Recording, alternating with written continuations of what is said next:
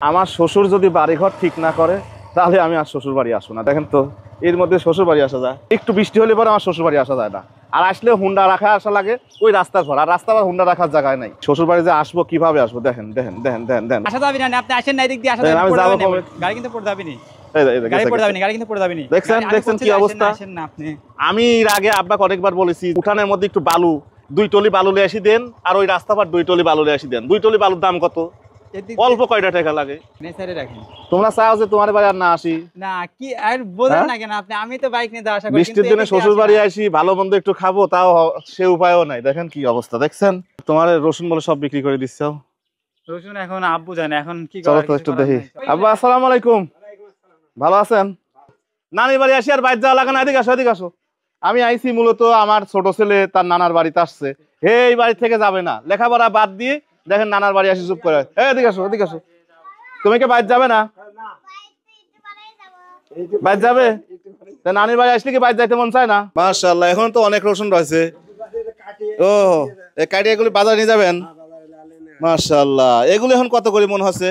এগুলো সেদিন বেচছিলাম 2700 2750। বাহ, তবে দাম তো এই রসুনিতে একটা সময় 10,000 11,000 টাকা মন ছিল। ছিল গেল বছরে ছিল 10,000 টাকা মন ছিল, 8,000 9,000। এবার তো লস নাকি না? না এবার লসই বাড়ায়। না, রসুন কিভাবে সাজাইছে, একেবারে এত সুন্দর করে সাজাইছে যেন কোনো ধরনের মানে ইঁদুর ইঁদুর তো খায় না। না না ইঁদুর খায় না, ইঁদুর কাটতে পারে উপরে। এত সুন্দর করে লাগাইছে, মানে বাইদি রাখেছে, খুব সুন্দর করে ঝুটি বাইদি রাখেছে।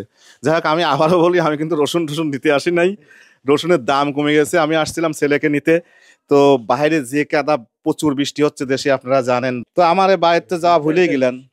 জায়গা এর ভিতরে জায়গা আজ আদল পরে 1 মাসের মতো। আসল কথা তো কই নাই, সে হচ্ছে এই বাড়িঘর ঠিক করবেন কবে? বাড়িঘর আল্লাহ যেদিন ঠিক করে দেয় সেদিন ঠিক করা লাগবে। আপনার ছেলেকে বিয়ে দেবেন না? মিজানের বিয়ে দেওয়ান, বাড়িঘর সারা লাগবে। মিজানের বিয়ের আগে আপনার বাড়িঘর ঠিক না করলে কিন্তু সমস্যা আছে। না বাড়িঘর ঠিক করবো। ঘর করার কথা শুনি দেখেন আমার শালা বাবু হাসতেছে কিভাবে, দেখেন দেখেন।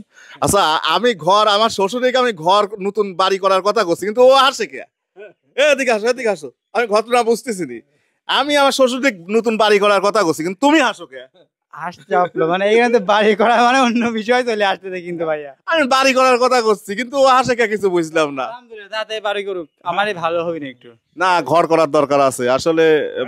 ঘর সবাই করে করা লাগবে। মানে সবাই তো বাড়ি ঘর কমপ্লিট করে ফেলাইলো, তা আমার শ্বশুর বাড়ির কাছে হাত দিবে, একটু সময় লাগছে, মানে হাত দিবে সেভাবেই হাত দিবে, বোঝা যাচ্ছে।